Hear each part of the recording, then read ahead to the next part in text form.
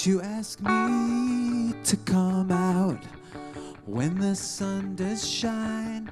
Better stay here with curtains drawn. In darkness you'll be mine. Let's wait for the blackout. The light is too bright.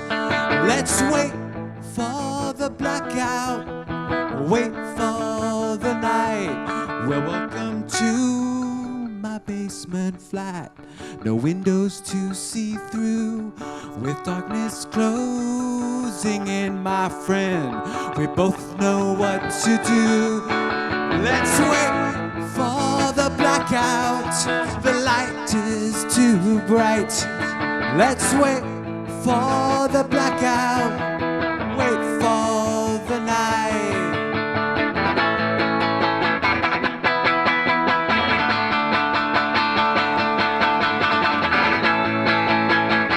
Happy Halloween.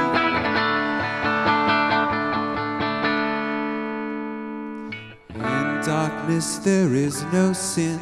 Light only brings out fear.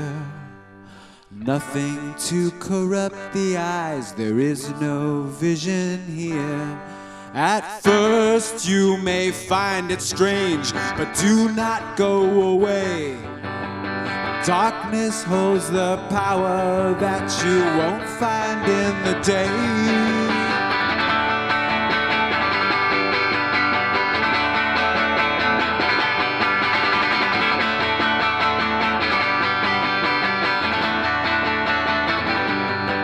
Let's wait for the blackout. The light is too bright. Let's wait for the blackout. Wait for the night.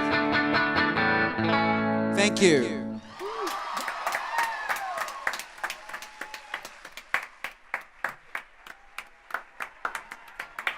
Thank you. That was glorious.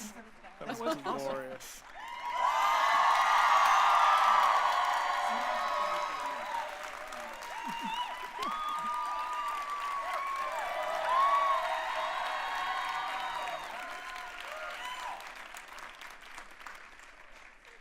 He'll be back. Welcome, welcome, welcome to Pop Culture Happy Hour. We are so happy to see all of you. Amazing. Just for my own information, how many of you have been to one of our live shows before? How many of you have never been to one of our live shows before? All right, so here's the drill. What we're going to do is we're going to start with a conversation with our panel, and then we will go to a conversation that we're going to have with the gentleman that you just heard there. Fred Armisen is going to talk to us. Then we're going to have a quiz about Halloween entertainment. It's very spooky. Then we will, as always, talk about what's making us happy this week. And then, because it is a podcast recording, if we have some mistakes that we need to redo, we'll be going back and pretending that we did it right the first time. So you'll get a chance to avoid that. And then that will be the show. So if you have a cell phone that's going to make noise or buzz or do anything else, I'm hoping mine isn't going to, because I need it for work. But, silence it, do whatever. And without further ado, we're going to start the show, so let's hear the music and bring everybody out. All right, our panelists tonight, Stephen Thompson, Glen Weldon, cooler than all of us always, Audie Cornish.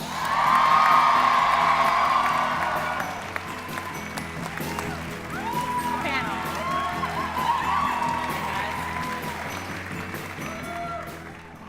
So, you might not have been able to tell from the song that you heard, but it is Halloween. Mm-hmm. Yes. And,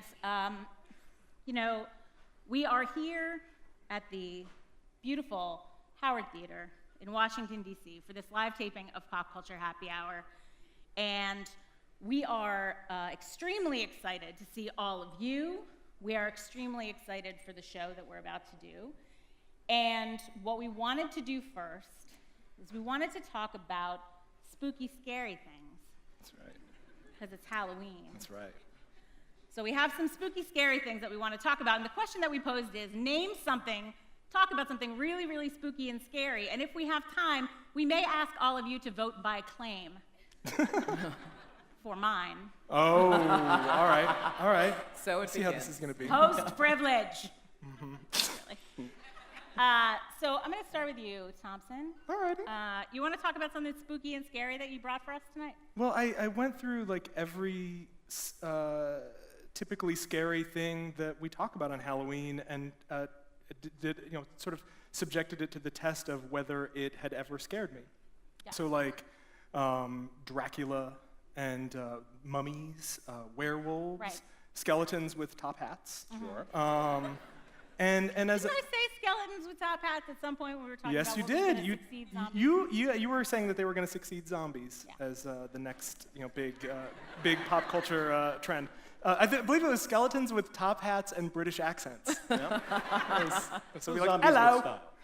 That was my plan. And so as I was running through all those things, I was like, you know what? I actually don't find those very terrifying. What is the common thread among them? They're not real.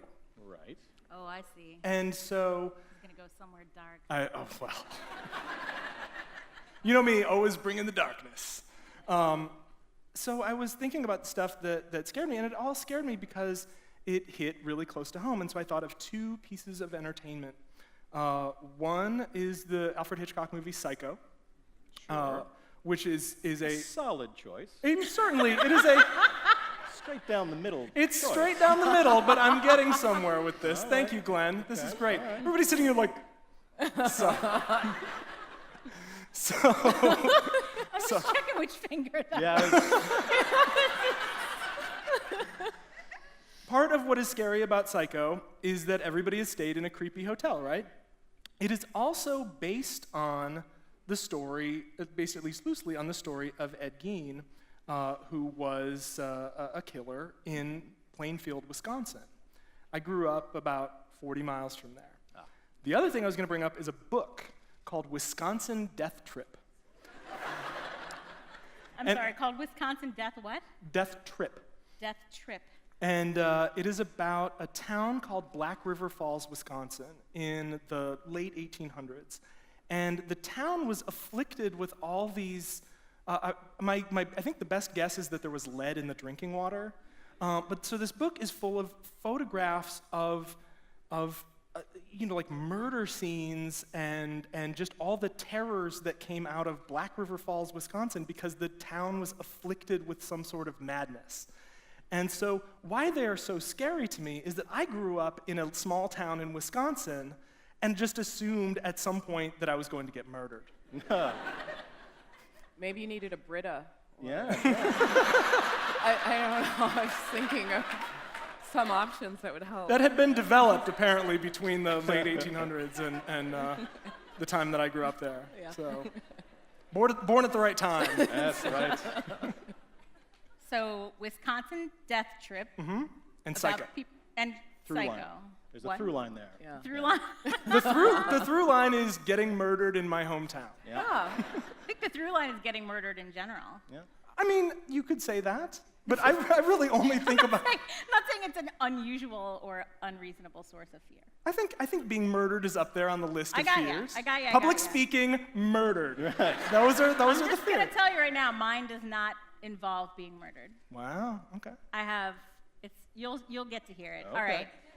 Audie Cornish, what is scary to you? I just went for a really obvious thing, which is the '87 horror movie Hellraiser. Ah. And See, that is a good choice. This is a scary thing. No, your story was scary, Steve. Okay, but I saw this not when it first came out. Obviously, I saw it later on a bad date where the guy was like, "Let's watch a movie." And I'm like, "Sure, let's do that." And then it was Hellraiser. Had you seen it before? Had he seen it before? I think so. Okay, that's not a good sign. Yeah, no, it wasn't a good sign. The thing I had to look up, this is why I have my notes, the original production title of this film was Sadomasochist from Beyond the Grave. Yeah. A little more subtle. And the basic plot is there's like a guy buys a puzzle box, even though video games are around, so already there's a problem. Right. And Some the credibility box issues. opens to another dimension where there are like bloodthirsty sex monsters. And it's one of those movies where you just imagine a bunch of guys sitting in a room and being like, you know, it would be really gross, and then doing that. And I just was so traumatized from it, because I'm not a big horror person, and at the time the reviews basically were like, this is sort of humorless on top of being really intense. Yeah. And that got to something that I hope maybe you guys might want to weigh in on. You're always thoughtful about these things, but I think I want my genre to have a little bit of a wink. Yeah. And maybe that's why I like science fiction, which is sort of wink, meta-commentary on culture and big ideas of today. And sometimes like empty horror just doesn't do anything for me. And I don't want to say, I know there are a lot of horror fans and I don't want to diss the things that they love, but for me, I can't make it work when it's just like do not Google image search this. I'm telling you right now. This is my warning. So that's it for me. Hellraiser, Clive Barker, 1987. Yep. Hellraiser. Nice. There's a good choice. All right. I don't like to always go last because I think that's mean of me. So I'm going to go second to last. Mine is from an episode of well, it used to be called Alfred Hitchcock. I thought you were going to say an episode of Alf. It's the one where he finally gets the cat. Oh my God. That would have been so cool. I should have done that, but no. It's it used to be Alfred Hitchcock Presents, and then it was the Alfred Hitchcock, I believe, Hour. And it was an episode in like the 60s, but I saw it in like 1985 when they decided that they were going to colorize the Alfred Hitchcock introductions. Does anyone remember this happening? Yes, right. Okay. They decided they were going to colorize the Alfred Hitchcock introductions, and then they were going to remake these old Alfred Hitchcock stories, like TV stories. And there's one about this woman, and she's a horrible, horrible person, in that she's a murderer, Right. but also for other reasons. She's very manipulative. She's a terrible, terrible lady. And she goes to prison. She's in for life. The judge pounds it's the 80s, so she's got giant shoulder pads, big glasses, mean rich lady. And the judge is, I sentence you to life in prison, and bangs the gavel. She goes to prison. She doesn't get along very well with anyone in prison. And then she meets the man named Doc, who works in the prison morgue. And he explains to her that he's responsible for burying all the prisoners who die, and she tells him she has a plan. She's going to get in the coffin the next time that he buries someone, and then he'll go out and bury the coffin, and then later he'll come and dig her up. And then that's how she'll get free. And the way that she bribes him into doing this is that he needs a cataract operation. And so the operation has actually been approved by the people who provide his benefits, but she breaks his glasses so that he can't read the letter telling him, I just rewatched this today. This is how I know all these. She breaks his glasses, and then she says, can I read the letter? Oh, I'm sorry, they're not giving you your cataract surgery. But I happen to be independently wealthy, and I will give you your cataract surgery in return for you burying me alive. Instead of just giving him money. Well, yeah, but she's giving him money, but there's a backstory, Thompson. Okay, no, okay. That's you're ramping up the fear. He doesn't just want money, he wants cataract surgery. So one night, the signal is supposed to be for her that the bells will chime, bong, bong, because this prison is apparently kind of churchy, and when you die, there's a bell, bong, bong, and that's how you know an inmate has died. And so this is the signal to her. She's supposed to get out of bed and creep down to the mortuary. I forget how she got out of her cell. But she gets out, she creeps down to the mortuary, and she climbs in the coffin. So, of course, it's very creepy how she climbs in the coffin. And you watch her climb in the coffin with a dead body, and it's so gross, and she climbs in there. And then they carry the coffin out, and you see them burying the coffin. And then you see her literally in the coffin being like, ha ha ha, it's the perfect escape. She literally says it's the perfect escape. And then she's sitting there and she says, oh, why is he taking so long? Doc, any time now, Doc. And then she lights a match and she's like, what's going on? And of course, in the coffin with her, Doc. So not only is she buried alive and gonna die screaming, which is how you leave her. Ah! Except you're looking, of course, at the graveyard, and you just hear her muffled screaming because she's in the coffin. So not only is she gonna die buried alive, but she's gonna die in a coffin with a dead guy who she tried to take advantage of. This made such an impression on me as a young teenager that I mean, it shaped your ethics, if nothing else. I was like, I am never getting cataract. Yep. So this made such an impression on me that this became my idea of the scariest thing I could possibly imagine. The idea where she gets the match, and it's his face, and I'm like, ah! She starts screaming. I'm telling you, it's extremely scary. You can actually Google it. It's called, I think it is called The Perfect Escape. The Final Escape. Nah, it's called The Final Escape. It is so scary. Mine that is so gets scary. deployed quite a bit, though. I feel like I've seen more than one small screen TV show, horror show, where there's the match Right. Yeah. inside then the the coffin. reveal. Scratch, scratch, scratch. Yeah. Yeah. If Classic. you've ever seen the Ryan Reynolds movie Buried? Yes. What happens in it? Could you recount the plot for us? No, I think the I've first done that act for figured today. out. All right, Glen Weldon, what is your scary thing? When we talked about this before, in the very first year of the show, a couple months into the show, we talked about scary pieces of pop culture, and I mentioned the 1949 Disney cartoon, The Legend of Sleepy Hollow, in which Brom Bones, played by, it's narrated and sung by Bing Crosby, is trying to scare Ichabod Crane, and he sings a little song because they're at a party and people sing. At terrible, terrible parties, people sing, apparently. So, I can see how that would be your worst fear. and this, so he's singing, and he gets to the part, so when you're riding home tonight, that's my Bing, make for the bridge with all your might, and then this part right here, he'll be down in the hollow there, that right there.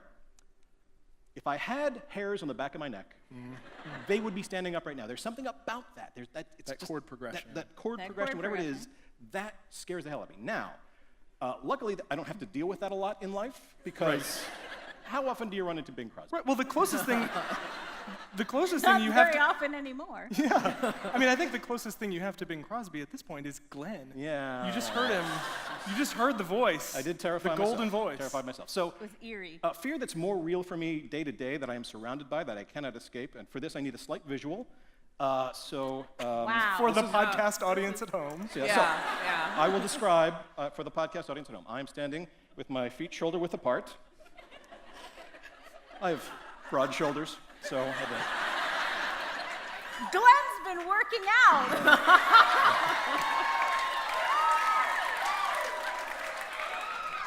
that is literally all I've ever wanted. Just that. Thank you for that. All right. So I'm standing, imagine me standing with my arms akimbo, my hands on my hips, and I'm trying to thicken my neck as much as I can. And so just imagine you were staring at me from across a field, and you just see me doing this. Glen is now making small nods with his head. Is it a tick?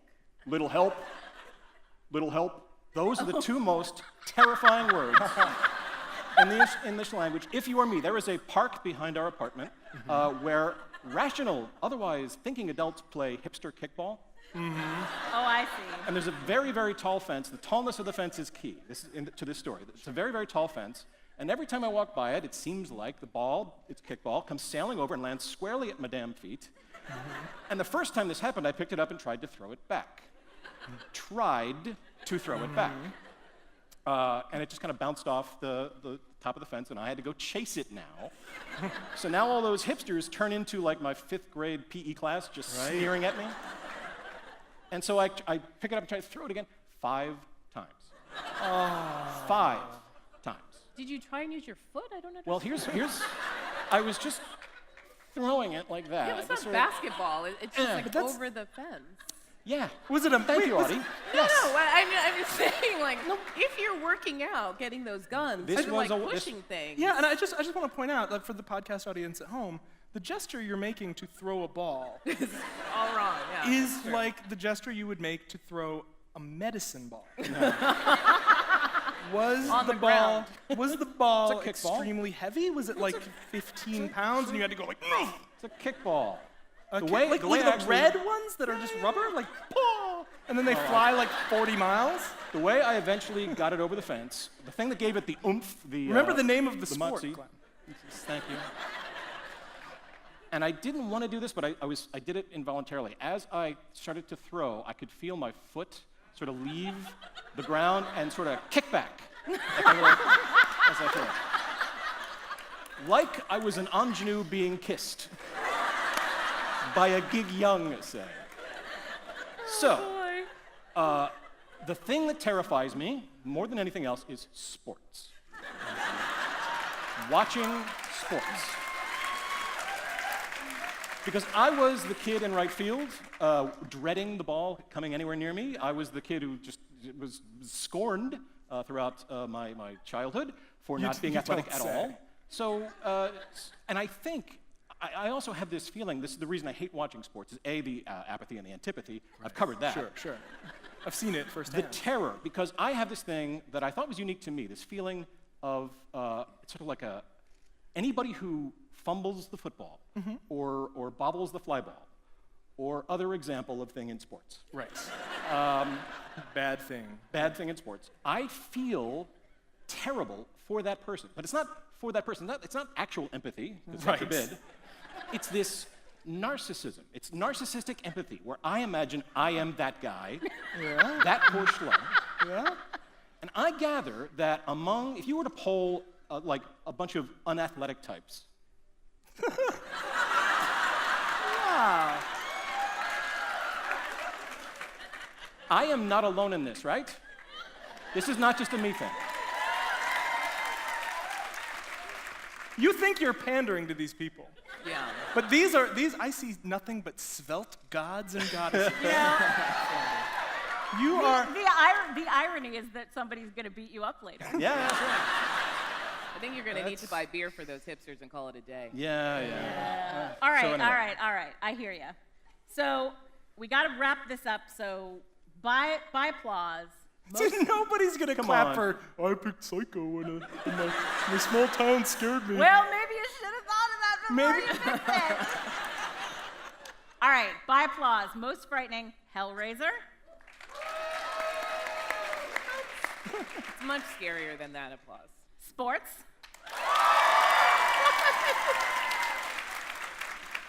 Psycho and Wisconsin Murder. That's sympathy applause. Buried Alive.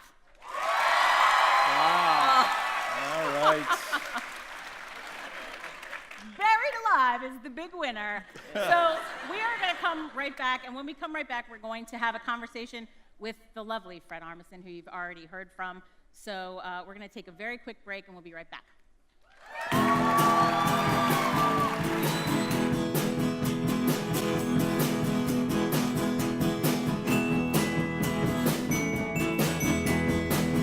Welcome back to Pop Culture Happy Hour. Now, our guest for this segment, Fred Armisen, has a resume as long as your arm, I like to say, if you have a very, very, very long arm. You probably know him from Saturday Night Live and Portlandia, and hopefully from the recent series documentary now on IFC. If you have not seen that, you must seek it out immediately. But he is the kind of person for whom I actually look at notes, because I am so afraid that I'm going to leave off something I intended to say when I wrote it. Because he's the kind of person about whom I keep forgetting some major thing, because there are so many things. He is the drummer and band leader for Late Night with Seth Meyers. You have seen him on Broad City and Parks and Recreation and Brooklyn Nine-Nine and Difficult People in Modern Family. He has been a voice on The Simpsons and Bob's Burgers, but also Grand Theft Auto 5. And that is a little tiny, tiny piece of the resume. You've already heard him sing. We're incredibly excited to welcome Fred Armisen. Hey, everybody. Hi. Hey. are you? How are you? Thank you. Thank you. How many of you want to start your own company?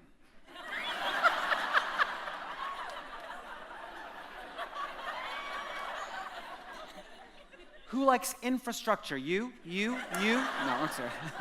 All right. There you go. I brought out Carrie's book, which I read on the... Which I read, I was continuing to read on the train, on the Amtrak from New York. There is no more civilized way to travel than train, you know? Being on a plane is like, and by the way, this is gonna sound, the rhythm of this is gonna sound like stand-up. I have not practiced this before, but being on a plane is so dehumanizing. I always feel like I'm in trouble. Every time I go, like, I feel like they're mad that I'm like, I'm sorry that I need to get somewhere and that I have to be on a plane. I want to apologize the whole time. Yeah. So being on the train is just great. It's great to be able to stand up and go get something to eat and to sit down again, you know, and Yeah. you know, They're not as angry at you on the train. they're not angry. In fact, Yeah. they're not even paying attention to me, which I love. Right. No, me too. Yeah. So I want to ask you first about Documentary Now, because I love it very much. Uh-huh. If you have not seen it, Documentary Now is a series that recently wrapped up on IFC. There were, 7 episodes? Really, it was supposed to be 6, but 6, we turned, one yeah. has 2 halves, right? Yeah. And at the beginning, it seemed like when I saw the first couple of episodes, it seemed like parody of documentaries almost. Mm-hmm. It seemed like send up a little bit. The first one that aired was Grey Gardens sort of riff. It's great. But Thank then you for saying that. as it went toward the end of the season, several of them got less that way and really seemed to be independent stories. And it wrapped up with a 2-part piece called Gentle and Soft, the story, the legend Yeah, the something of the Blue Jean Committee. Which is the Blue Jean Committee in this sort of, in this story is a California band of the 70s. Soft rock. Do you guys have satellite radio? There's a station called The Bridge, which is like 70s soft rock. Right. And it's the softest rock ever. And it's so soft that it becomes actually aggressive because the tempos are so just right in the middle. Right. That there's a kind of anger to them. And there's so many harmonies, and I kept listening to it. So it's a little bit based on that music, Right. and it's a little bit based on the Eagles documentary. So each of Right. these episodes were a sort of tribute to a type of documentary, except for one, which was an Iceland one, the one Right. about the Al Capone Festival in Iceland. Yeah. Yeah. It's, So you know what's funny about these microphones, by the way? They're supposed to be flesh-colored so that they disappear into your. It's such a.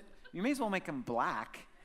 Yeah, well, the problem is I keep touching mine, which makes Yes. it more conspicuous, because I'm like that. Anyway, Yeah. as you were kind of laying out the idea of that series, that trajectory was really interesting to me, because by the time you get to the Blue Jean Committee, that's really, it is, as you said, it's sort of based on soft rock and the Eagles and stuff like that. But it's really an independent, like the story of those 2 guys, played by you and Bill Hader, the story of those 2 guys in that band to have a sort of a rift. They make one album that's great that everyone loves, and then they have a rift. That's a very sad story in some ways. But it's so common, you know, and really that was a joke on the Eagles documentary, which you guys have to see, is like they're like working class Detroit guys, these Michigan guys, and they go to California and they make this really soft music, the Eagles, you know, and they run it like a business. So, and by the way, this is nothing disparaging about the Eagles. They are absolutely a classic band, and they had success. I have nothing against them, but just the idea of they're like, one guy wasn't writing enough songs, so they fired him or something, and there is literally a part where one guy wasn't hitting a high note at the end of the song, Take It to the Limit, and they had a fight about it. Which is, if it was my band, I'd be like, I don't care. We don't have to do that song, you know. But that's why I'm not in a big successful rock band. So that was that. I mean, I don't think we really set out to make it that moving or anything. We were just like, we really were in a rush when we made these. We're like, we gotta do an Eagles one. We gotta do a Grey Gardens. I was obsessed with doing this one Icelandic one, which originally what it was in every. Have you guys been to Europe? Right? Come on, we're all travelers, right? Have I talked to you about flying yet? It is the worst. No. But they're obsessed with like the blues and like the Blues Brothers and stuff. It's so weird to go to Germany and like the Blues Brothers. And so we knew we were going to shoot in Iceland, so I just was obsessed with doing the way that Europeans see Al Capone is just so like, it really is what they love most about America. Yeah. So we just did a fake festival, fake Al Capone festival in Iceland. So we built it. We had actors there, and we did this pretend Al Capone festival. And it was the height of all my dreams come true. Yeah. Just to see that just to even be there, you know. Do you think it's easier to have the kind of career that you have where you're doing a bunch of different sort of shorter term projects, right? I mean, with Saturday Night Live aside, obviously. Do you think it's easier to have that kind of career than it used to be because of the proliferation of outlets? I could see that, yeah. I think that so many people are just making shows now that it is fair. You could find the little path to making whatever you want to make, especially since you could do it all online anyway. That I would say, yeah, it is pretty easy to get it all going, as long as you want to, you know. Yeah. I would say. How do you kind of screen the collaborations that you want to be part of, if that makes sense? Because it seems like what I always see you doing is being part of a whole bunch of really awesome teams. Yeah. More than like, this is my one big thing that's all about myself. And I'm wondering. Well, except for Portlandia is all me. That's me. All the concepts, all the lines, all the camera angles. Right. That's all my design. You play all the parts. Yeah.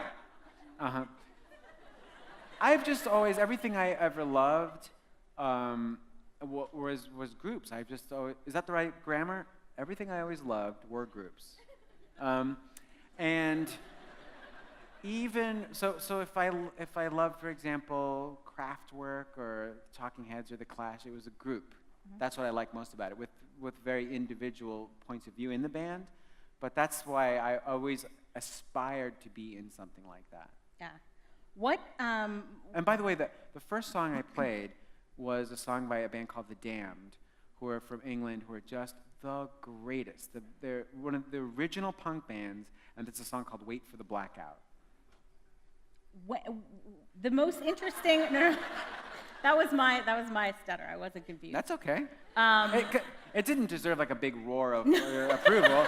It was just so that when you go home and you're like, hey, what was that song? Right. Wasn't that cool when he came out and he played? And like, yeah, Right. he's really like oddly, like he's like good looking but kind of weird looking, and like he dresses cool but kind of always the same, and like how old is he? I don't know. Like, you know. Is he Spanish? The job that you do that I think I don't believe those glasses. I don't believe those glasses. I think those glasses, that's like an affectation. He would have gotten LASIK or contact lenses by Right. now. He's just trying to be cool. They're prescription though, right? They're prescription. These are, yeah, I'm nearsighted. Mine too. Yeah. Mine too. I'm proud of them. I'm proud of wearing glasses. Absolutely. Glasses in the house! Yeah! All you losers without glasses, what's up? What's on your nose? Nothing?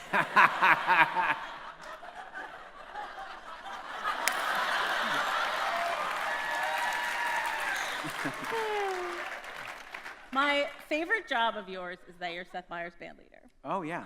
Well, I don't get to do it as often anymore, Yeah. but I do watch every night and give like notes, and you know, I That really must be do. I really do. interesting.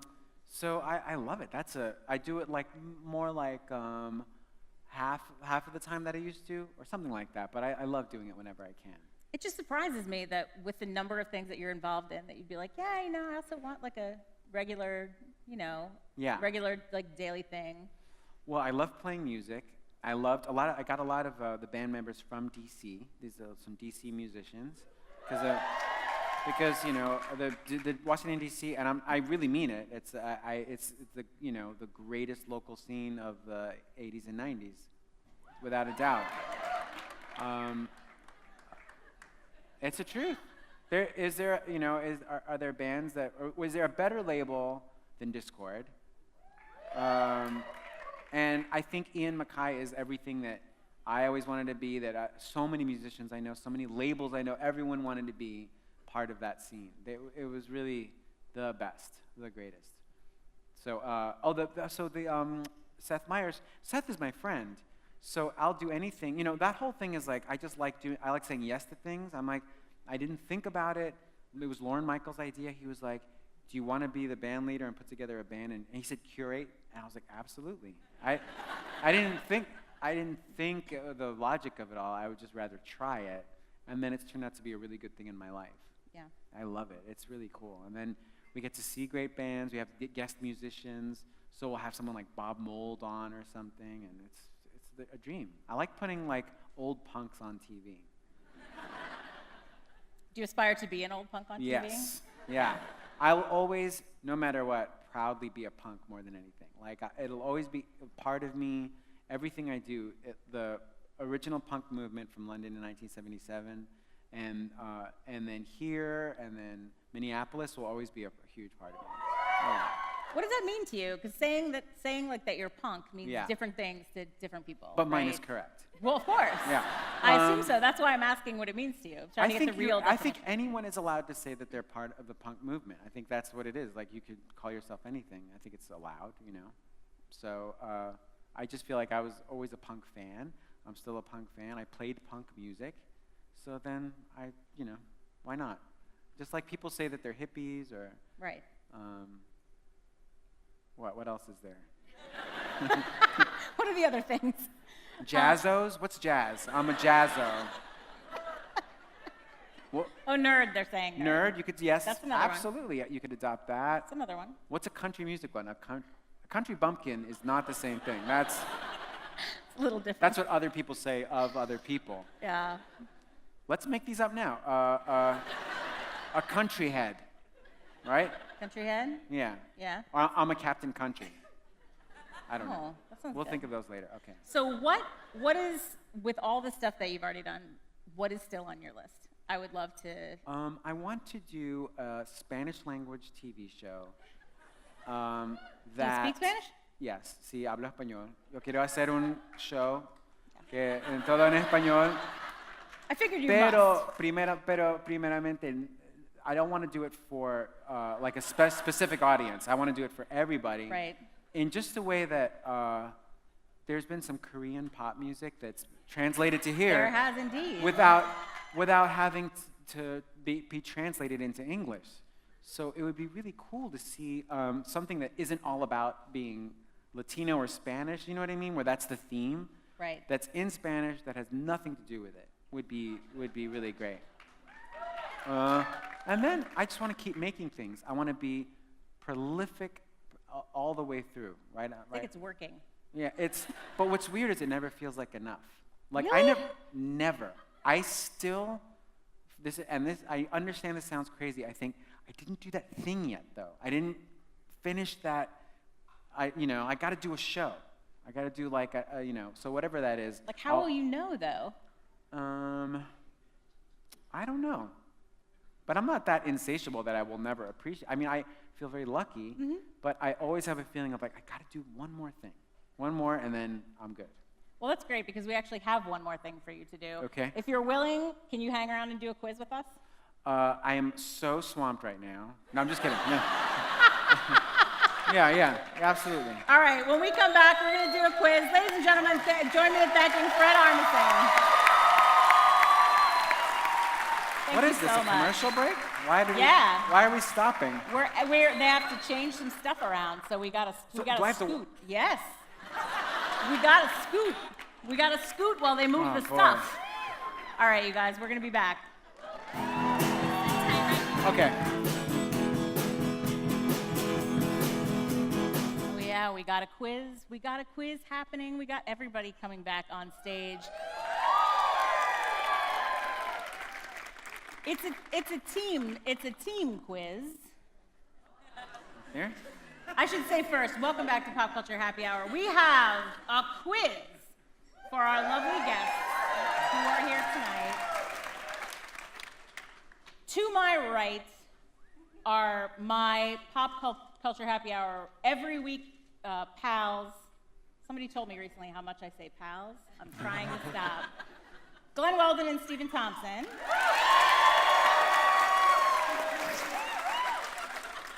And to my left, representing, high class and quality always, Audie Cornish and Fred Armisen. I clapped for them, but only out of social obligation. Right, naturally. So this quiz is about Halloween entertainment, specifically mostly Halloween episodes of television. Now, most of them are vintage, and I'll tell you why. I was afraid if I picked something current, it would turn out that Fred was in it. He's So handicapped by me being on his team, you know that, right? I went with more vintage television. I'm going to start over here with Stephen and Glen. As you undoubtedly know, in the 1989 direct-to-video film Alvin and the Chipmunks Meet Frankenstein, Alvin is turned into a monster by Dr. Frankenstein. What does it take to restore his normal personality? A, Simon and Theodore sing to him with a cameo by Rob Thomas of Matchbox 20. B, Simon and Theodore create an antidote using food from the buffet at a movie premiere. C, Alvin drinks something called Magic Mickey's Miracle Milk. D, Alvin takes a vow of silence. All right, now you know her brain.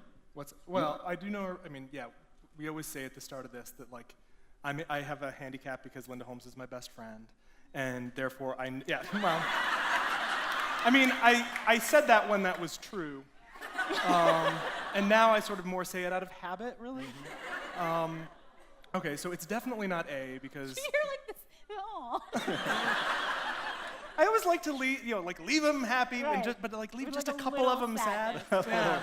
I'm sorry. So, Leave them 85% 85% happy. Right. So restoring Alvin's personality. Okay, it is definitely not A because Matchbox 20 was not a going concern in 1989. See, right there you go. Okay. Okay. I feel like it's silence.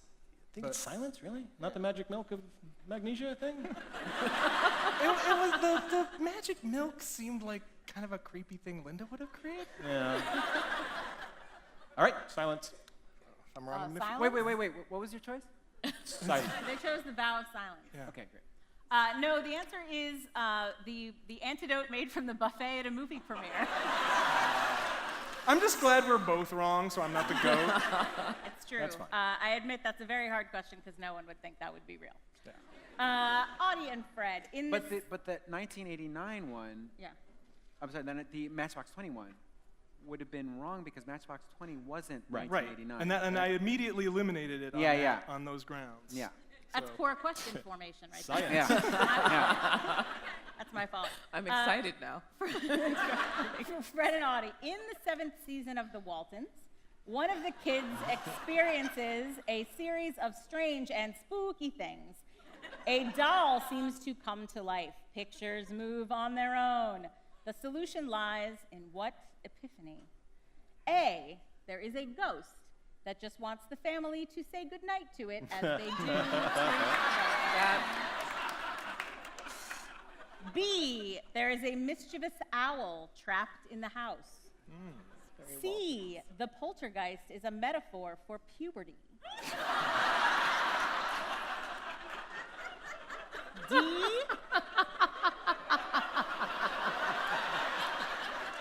Why don't you leave it at that? I know, I really, You that gotta is laugh? like mic drop. D, the corn is haunted. I think it's got to be the owl. I was thinking the owl too. Yeah. It seems very Waltons. It's, but I uh, like the metaphor for puberty, just like on principle. I don't think there's ever been a metaphor for puberty. That's my opinion. I don't think that's ever happened. So. Yeah. But the corn thing is also sort of Walton-ish. Wait, It's what like was the corn thing? It's haunted. That the corn is haunted.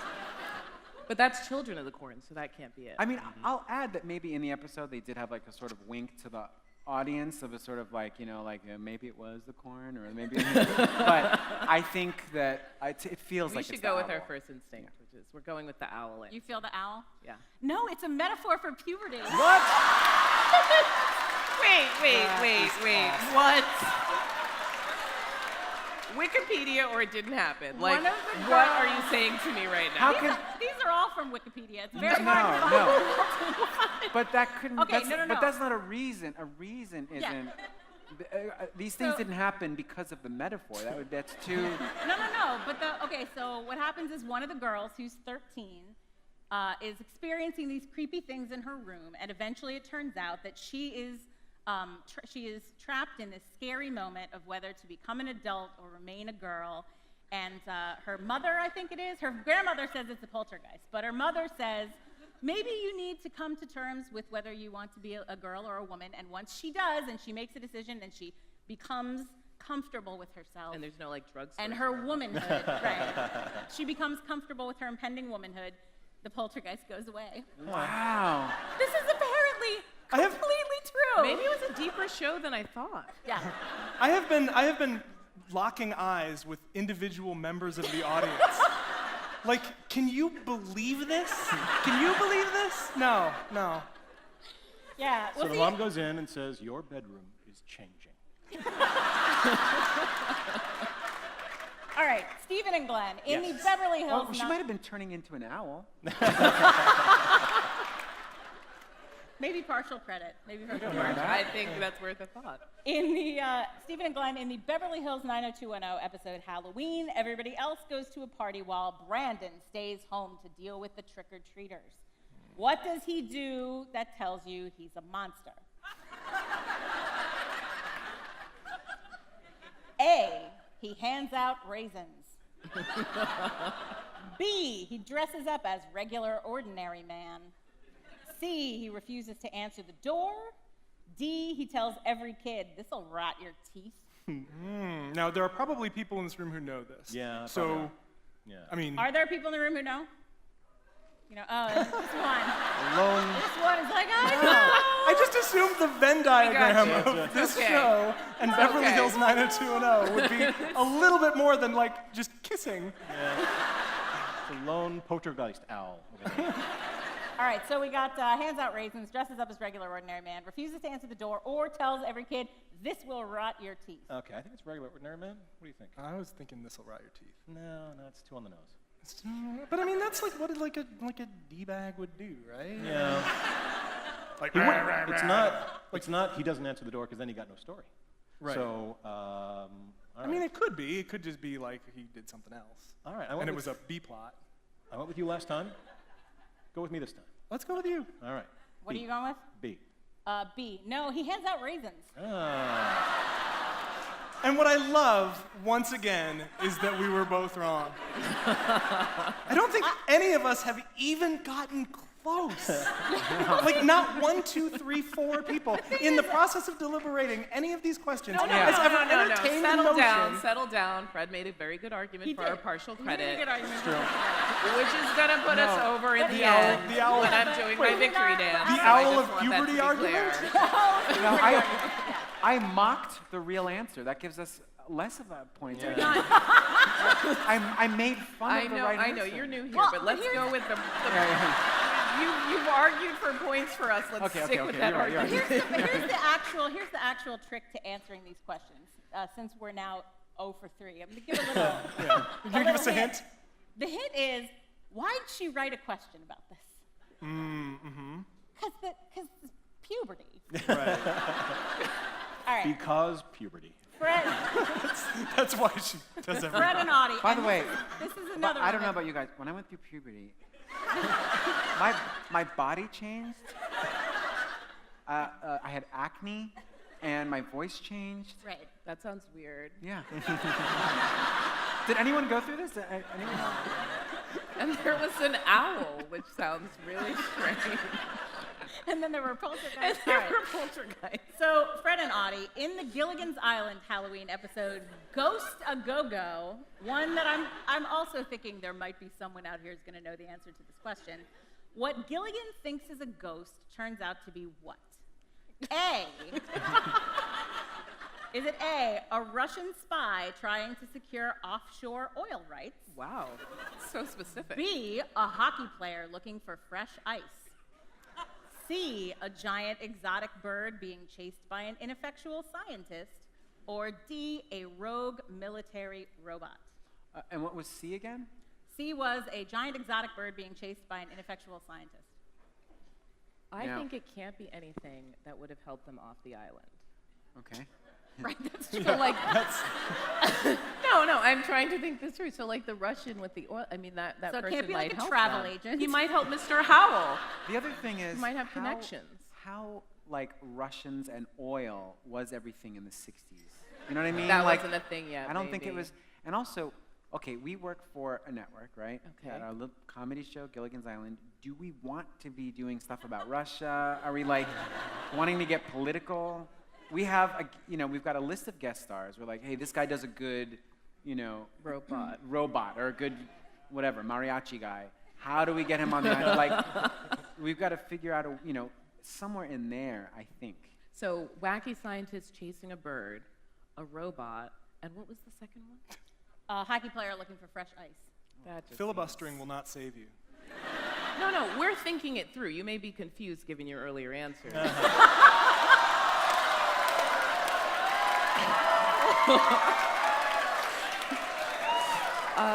What are you I'm thinking? confused about the bird one because what do you mean a professor is chasing a bird? They have a professor. No, but Why- that would make sense because like Gilligan would hear noises and be like, "What's that?" And then someone would chase it, and it would be a whole plot. It could be that's a whole episode. But who's this professor? The professor never really did anything. But are you saying there was another professor that was chasing this bird around? Yeah, a different scientist chasing the bird around. Yeah. I'll leave it to you. Oh no, Sarah! No, I just talked all the smack, and you're supposed to come in and say the answer. I've been so wrong. I was so wrong before. The hockey player seems weird because it's like, why isn't he with a team? That equals that equals disaster or tragedy, right? Yep. Like, where's the rest of your team? They drowned. You just took it to a really dark place. But I'm saying that's like, you can't have a part of a team where there's one member of the team. Okay, I'm gonna wrap this up. I think, just to let you know what I'm about to do, I think it's the robot, because if something went wrong, they'd still be stuck on the island. Whereas everything else, there's a person involved. Uh-huh. Our answer is robot. No, it's the Russian spy trying to.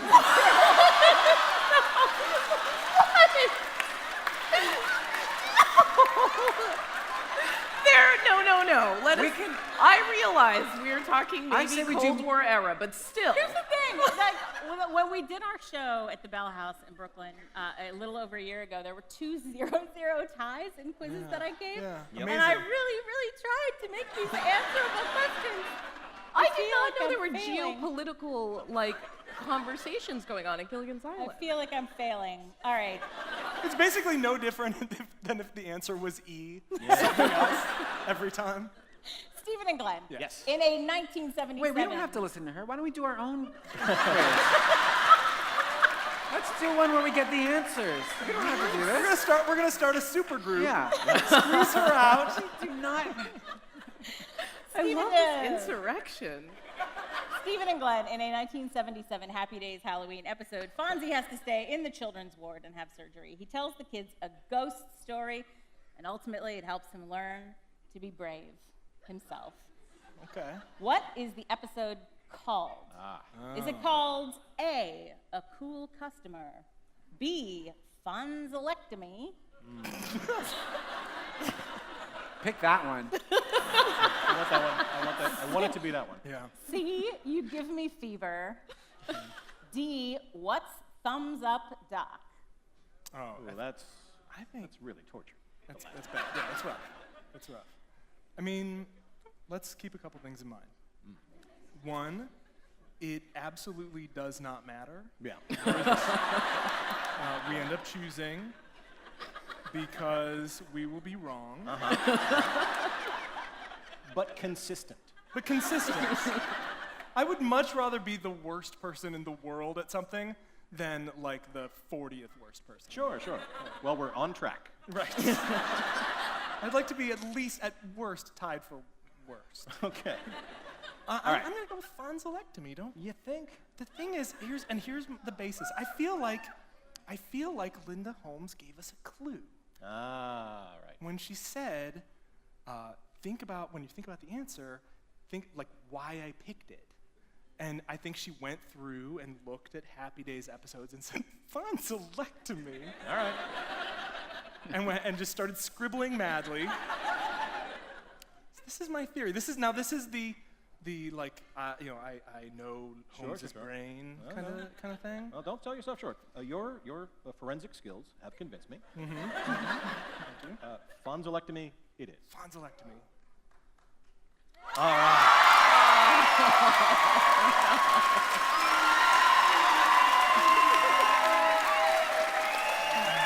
Was that gracious when I pointed at you guys?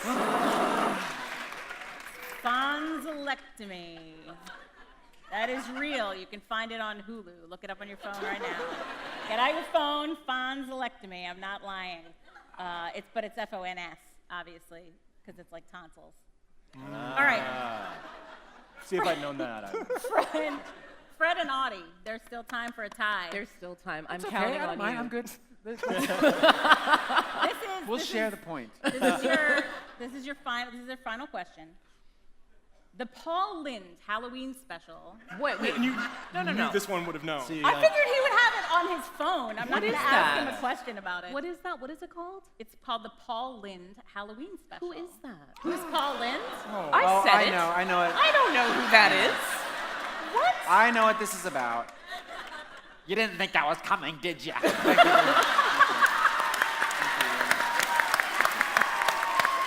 Yeah, okay.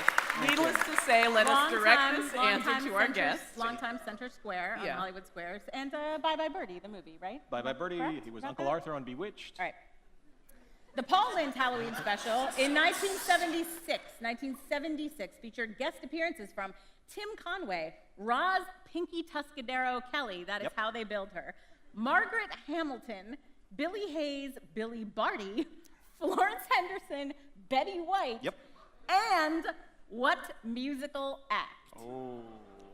This is all you. Okay, I'm gonna guess either Kiss. Let's see. It's Kiss.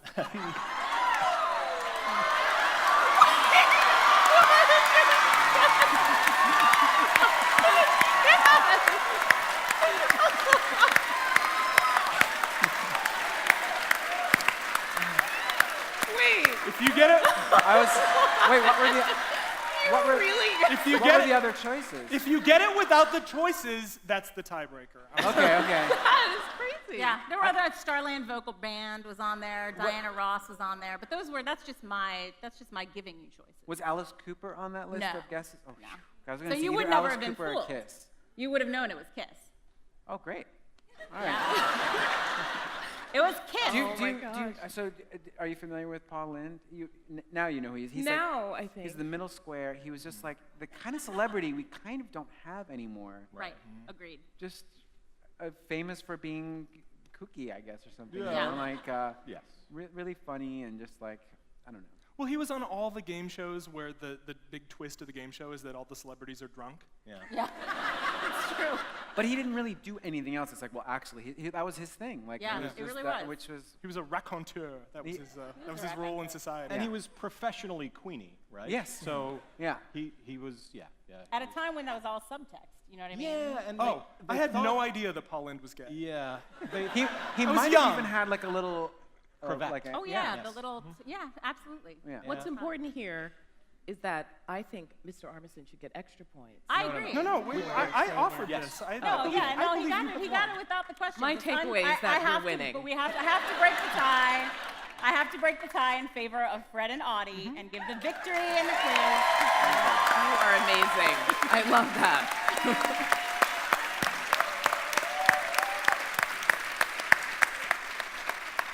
As you know, if you listen to our show, we end every week by talking about something that is making us happy this week.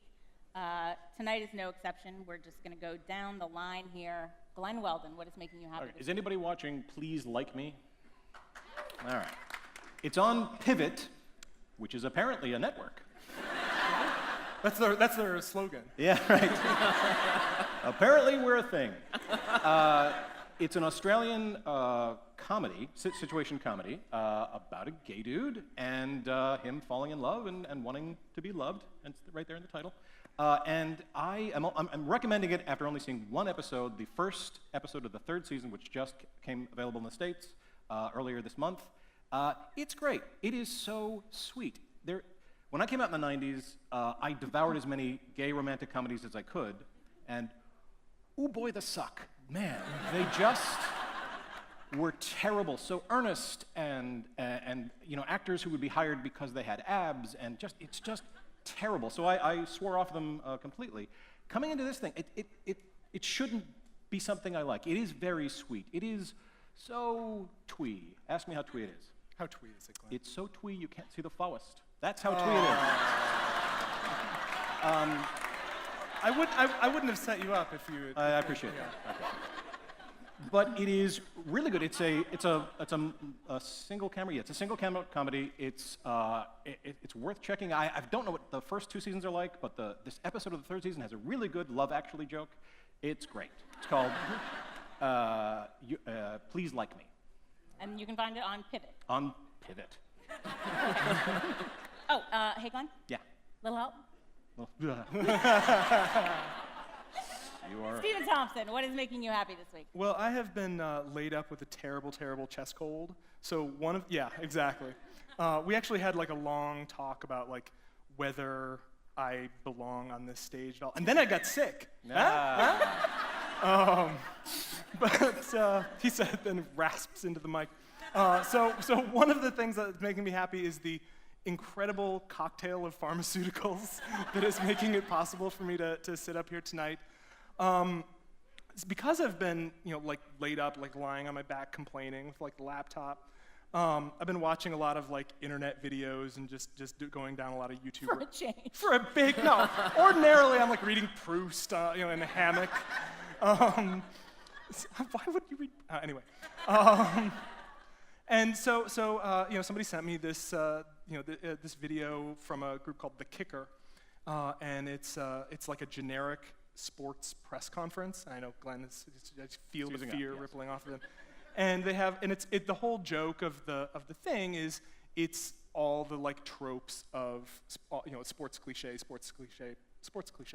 And the grizzled coach, who was identified as grizzled coach, is played by Weird Al Yankovic. Which automatically I'm hooked. I'm in. And it sort of ends, it's not really a spoiler, he throws a classic coach tantrum, and which immediately sent me down a rabbit hole of watching actual coach tantrums. And some of you are no doubt sports people and will already know about these, they are who we thought they were! Where it's Dennis Green pounding the podium. Playoffs! The guy just yells playoffs over and over again. But the absolute best one, and I watched it, I've seen it maybe 500 times, is the coach of Oklahoma State's football team, Mike Gundy. You know where I'm going with this. And he's so mad, and the colors of the team, there's this bright orange backdrop behind him. And it matches his skin tone perfectly. And he's standing up there and he's really, really mad because somebody has written an article criticizing one of his players. And he finds this, this is just a kid, why did you do that? And he's just like, pick on somebody else! Pick on me! I'm a man! I'm 40!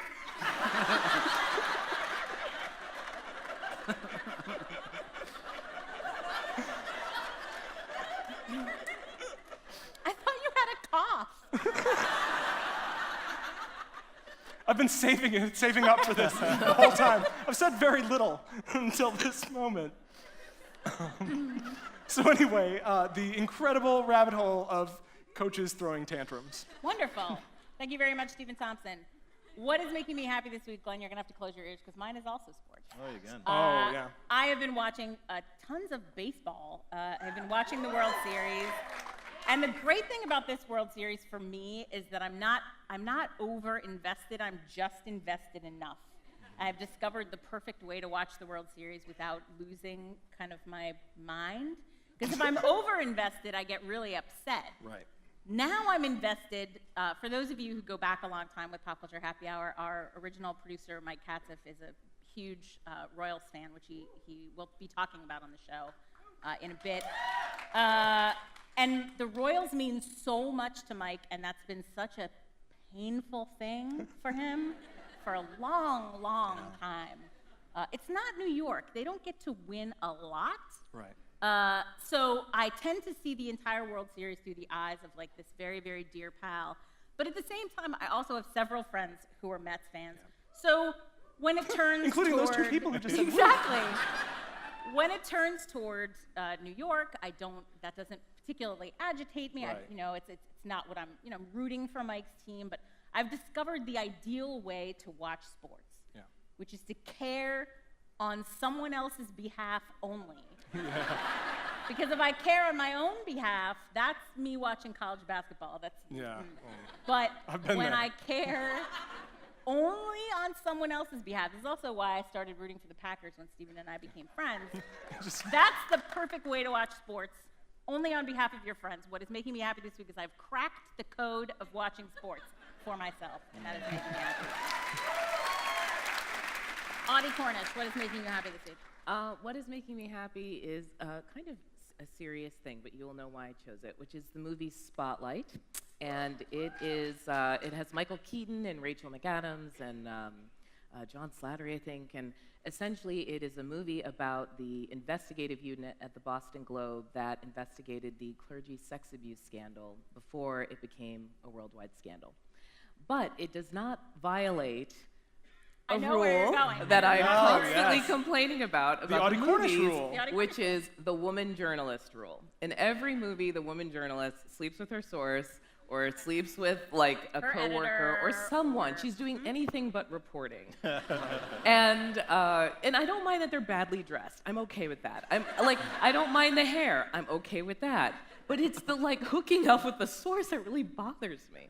Right. Anyway, so this is a movie that I just gotta say was really outstanding because a lot of it was just, being in a basement with a pile of papers and being in a lot of ugly rooms and talking to really well-dressed lawyers who were kind of lying to your face and talking to really sad people in coffee shops and trying to get them to tell your story. And there's like a whole montage of just doors being slammed in her face. And that's a good day. Like, this is literally a movie about the best day, doing the best kind of work that makes you proud to be a journalist. And it was fantastic. So, Spotlight, I know you're gonna see the trailer and be like, ooh, that doesn't sound good. And I'm telling you to go and check it out. Nice. Thank you very much, Audie Cornish. Fred Armisen, do you have something making you happy this week? No? For me, it's the new model of Tesla that's coming out. And every time I see any news, the fact that some of the Teslas are being upgraded so that they could be like self-driving, or any news that I see about this makes me very happy because when I was a kid, I always wanted the future to look like the future, right? So I'm really happy to see things like Apple Pay and like the Apple Watch and everything. Like, I really wanted it to be this way, and then Tesla is like a good version of that. It's getting to see that all come to fruition. It's very exciting that we're in this time. It's not happening fast enough.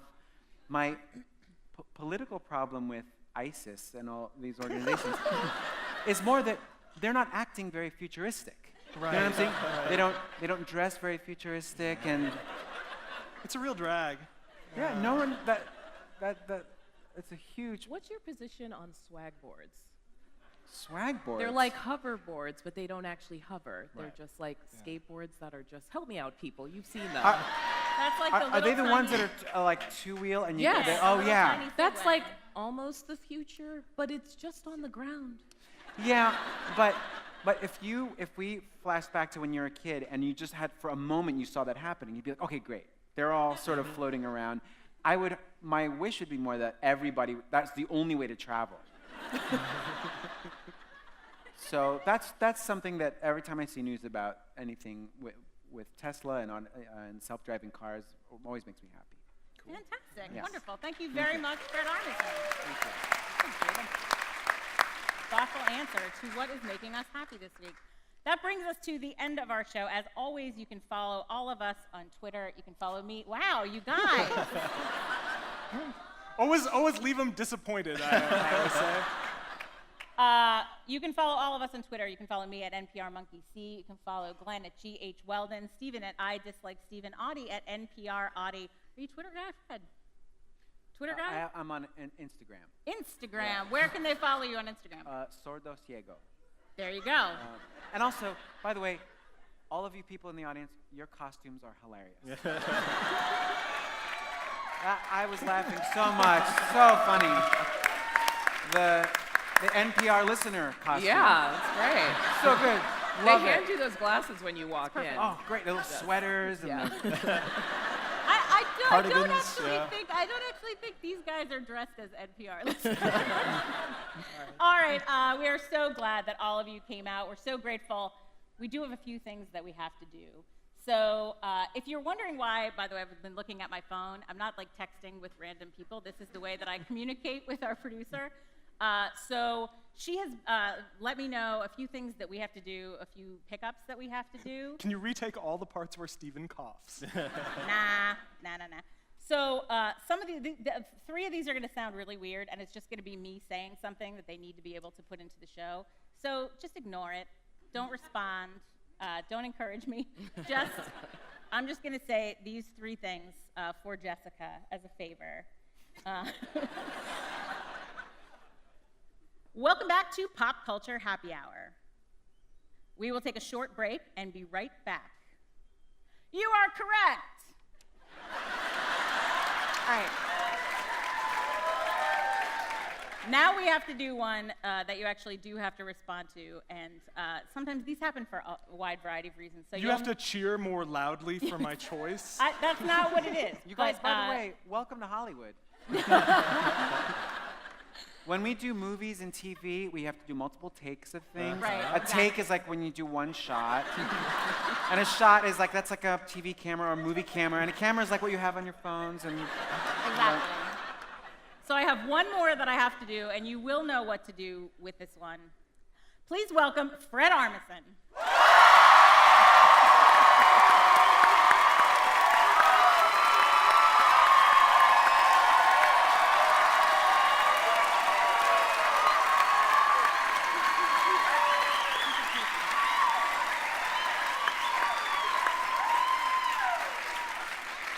So here's the final thing that I have to do, and this is actually something that if you saw me texting in the... should we do a booing one? In the first segment. Boo. If you saw... Stick it, man. Let's do the interview. Let's do it, man. That's going to go viral. I wonder if that's ever happened. A booing viral introduction. video. That's right. Yeah. So there's one more. If you saw me texting in the first segment, this is what I was telling Jessica, is that I didn't really properly set up the beginning of the show. So what I'm going to do is, you're going to hear something that sounds a little bit like the beginning of the show. So if you can try to remember the enthusiasm you once had when we all got together here at the beginning of the evening, I'm just going to give them a little something in case it's helpful to them in putting the show together. Welcome to Pop Culture Happy Hour. We are here at the historic Howard Theater in Washington, D.C. We're so excited to see all of you. It's going to be a wonderful show. We have a quiz. We have conversation. We have what's making us happy, and we're going to have a conversation with Fred Armisen. It's a great show, so don't go away.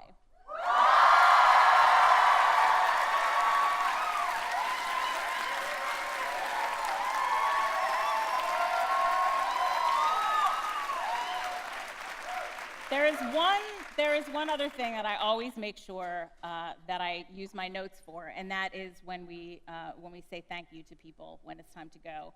So I want to thank our panelists, Stephen and Glen and Audie. I want to thank marvelous guest, Fred Armisen, who we have cheered for and booed for and had a lovely time with. Our engineers, Brian Jarbo and Andrew Huther, are from NPR, Sherry Thomas, Jennifer Longmire Wright, Wilma Consul, Michael King, Colin Miller, Izzy Smith, Anya Grunman, Jessica Goldstein, Ellen Silva, the staff at the Howard Theater, and producing our show, the wonderful Carrie Thompson, and our producer, Jessica Reedy, who makes our show run.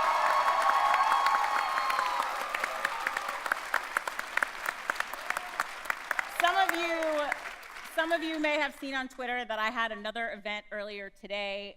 Jessica has been holding my hand all day. She is indispensable to me and to us, and we thank her so much. Also, thanks to all of you for listening to the show and for supporting NPR. We are going to hang around at the upstairs bar for a little while. We'll be there in a couple minutes. If you want to come and say hi, for a while we'll be there. So come and check in with us. Don't shake my hands. Don't shake Steven's hand. Steven's going to give you the elbow bump or just... Actually, when Fred and I met, we did one of these. We did. Yeah. We did. Exactly. But we're happy to say hi. Can I make a request? Absolutely. Okay. Now, the crew probably wants to go home and pack everything up and everything, and I'm assuming the broadcast is done, right? Yes. But these people, you guys paid for tickets, some of you, right? Why don't we do, I promise, and also you don't have to stay on stage if you don't want, but why don't we do like just a few questions from the audience, just so that they can, don't be mad. I'm not mad. I'm not mad. We can do about 5 minutes. 5 minutes. We can do about 5 minutes. Someone give me 5 minutes. All right. It's 9:16. I'm so sorry. You're gonna have to stand up and yell. If you can, okay. if I can give you 5, or no? I gotta check with Jessica. She's in charge. But as not part of the broadcast, just for fun. 5. All right, 5. So we have. I'm gonna guess we have time for. I'm gonna say 3. 3 questions. I'm gonna say 3 questions. And your answers have to be emoji. Let's do it sort of geographically, like somewhere here, someone in the middle, and then someone up top. So you guys decide amongst yourselves who amongst the top. No, okay, right here. What was your favorite character on SNL? Okay, do you mean that I did or someone else? That I did. I enjoyed doing something called Garthing Cat, which was myself and Kristen Wiig, where we'd make up songs. Those were really made up. It came from, in the hallway, I would see her and we'd go, hey, do you know that song? And we'd sing a song together. And that's how that went. So that was my favorite. Someone in the back. Yes, you, sir. Yes. Yeah. Yes. Yes. I like this. Yes. I like this. No.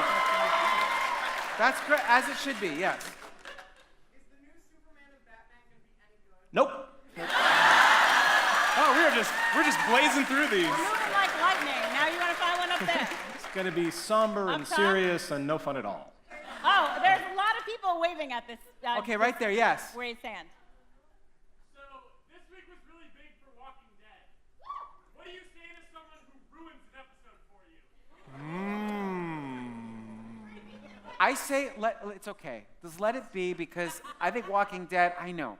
But it doesn't spoil how good the show's been the whole time. So it's okay. Forgive them and just enjoy the show and let it be as it is. It's such a great show. All right. Very good questions. Appreciated very much. We gotta go. Thank you, you guys. Thank you to everybody here at the Howard. Thank you to Fred Armisen. Thank you to everybody and our producers. Good night.